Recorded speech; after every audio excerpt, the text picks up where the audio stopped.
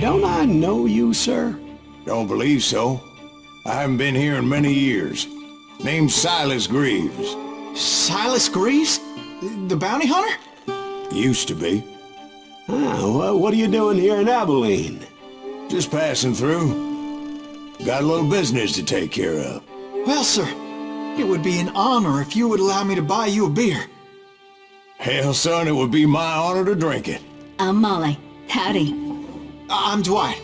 That's Jack and Steve. Ben's behind the bar. Oh, I bet you got some great stories. A couple. Any of them true? Jack, be nice. A few. What about your shootout with Henry Plummer's gang in Bannock, Montana? Is that where you started as a bounty hunter? That's what it says in this here dime novel. Don't believe everything you read in them dime novels, boy. First man I hunted was back when I was riding with Billy the Kid. You knew Billy the Kid? Damn right. That scrawny son of a bitch had no fear. Wouldn't back down for nobody. I heard he collected the 10 stars off any crooked lawmen who crossed him. It was a war, boy. The Lincoln County War. And Billy promised his regulators would take the life of every bastard who helped bushwhack John Tunstall. Kid had a big chip on his shoulder and a hair-trigger temper. Made him dangerous as hell.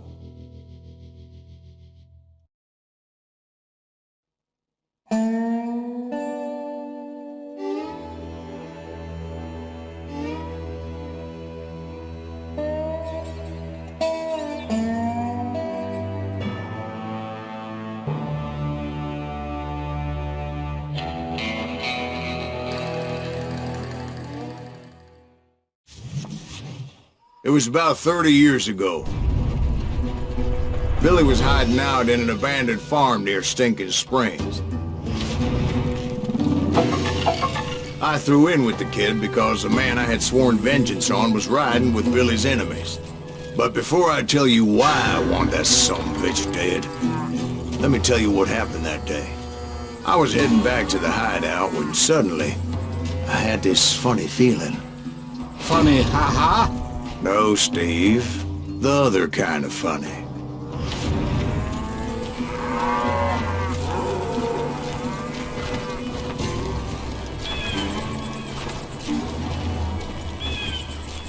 You heard Pat. You need to stay here and keep an eye on the road. That's not fair. We're missing all the fun. I knew those two morons would never let me through. I had no choice. Bitch. Was it Pat Garrett's posse?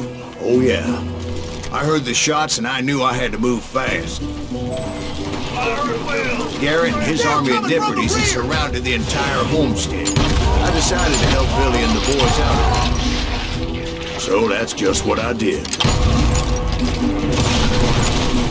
Hey, that one behind us! As the governor of New Mexico was paying for the kid's apprehension, Garrett was able to hire every gun hand in Lincoln County.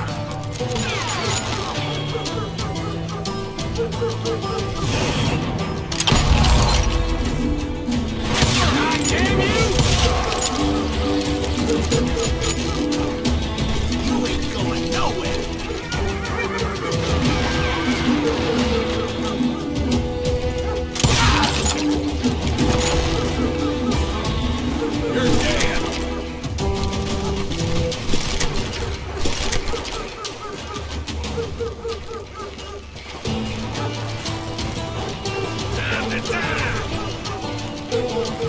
I knew that going through that front door meant putting my butt in a shooting gallery, so I decided to get sneaky.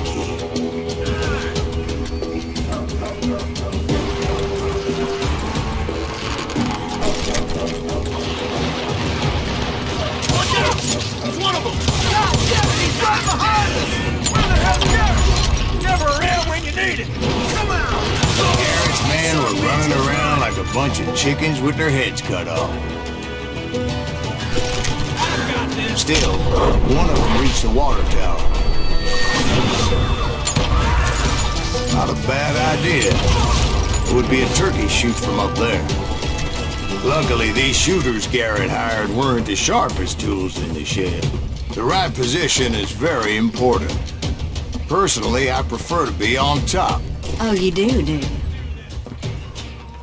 Indeed, darling. But where was I? Oh, yeah.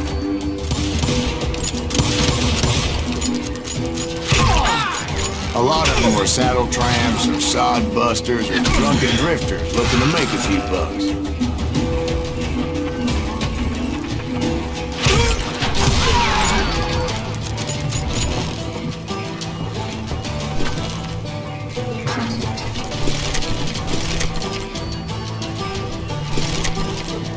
Then, I heard a friendly voice yelling at me from the window. Back door! We'll cover you! Stop aiming, you idiots! Truth be told, things weren't much better behind the house.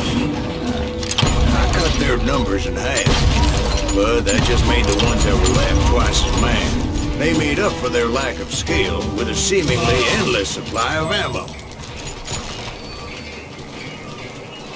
It was a bit of a slog, but I finally fought my way around the back of the house.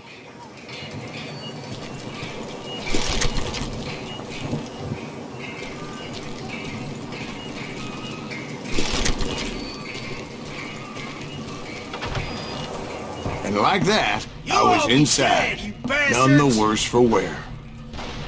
I passed Dirty Dave, and upstairs I found Billy and Charlie Beaudry.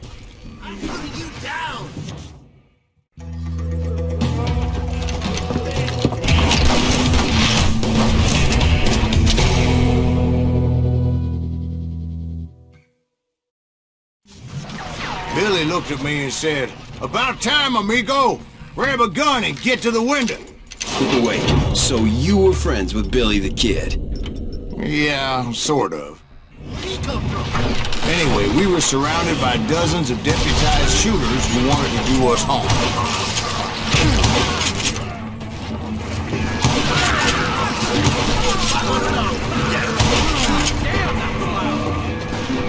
I'm telling you, Garrett's men were dropping like flies, but they just kept on coming.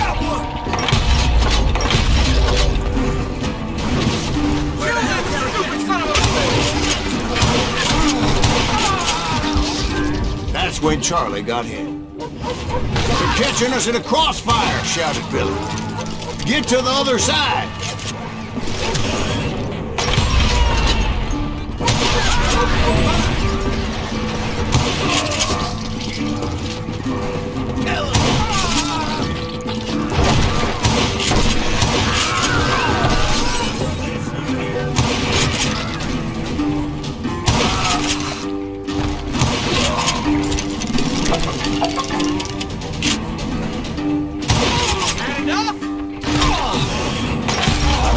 How many of those cocksuckers I personally put down, but it was pretty clear, even to Billy, that maybe discretion was the better part of valor. What's that mean?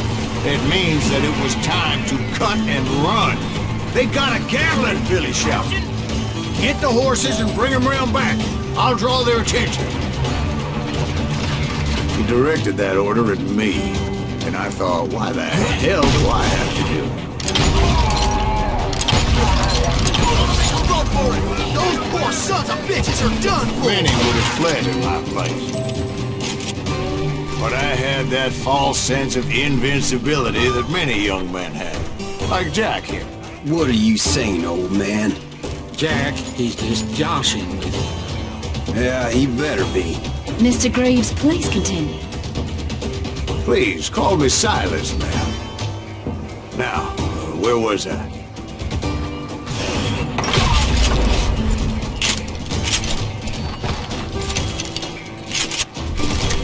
You were heading for the barn.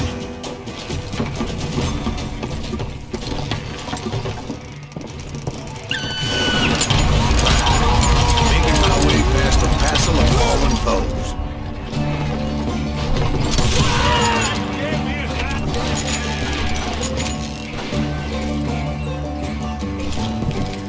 I'm abandon you. Sounds like Garrett hired a whole regiment of hired guns. Yeah, and just when I thought I was done with them, more of these hapless bastards would pop up.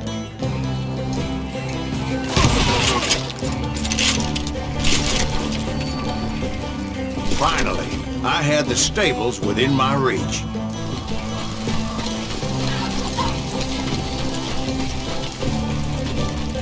And that's when I met Sheriff Pat Garrett. I read that you went toe-to-toe with him, sir. That backstabbing bastard with that tacked-on tin star.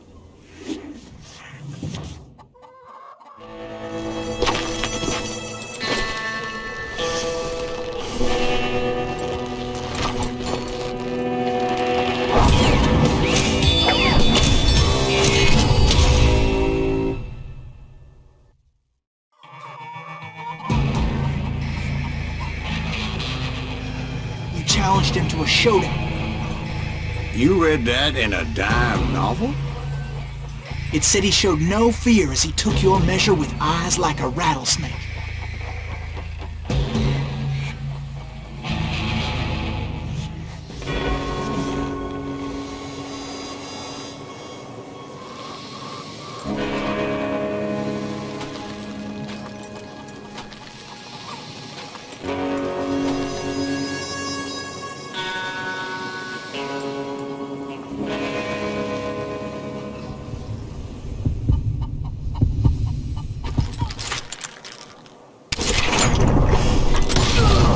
And that you killed him in a fair fight. Is that what that penny dreadful said? No, boy. That ain't what I meant when I said I met Pat Garrett. So let me start again. I finally reached those damn stables.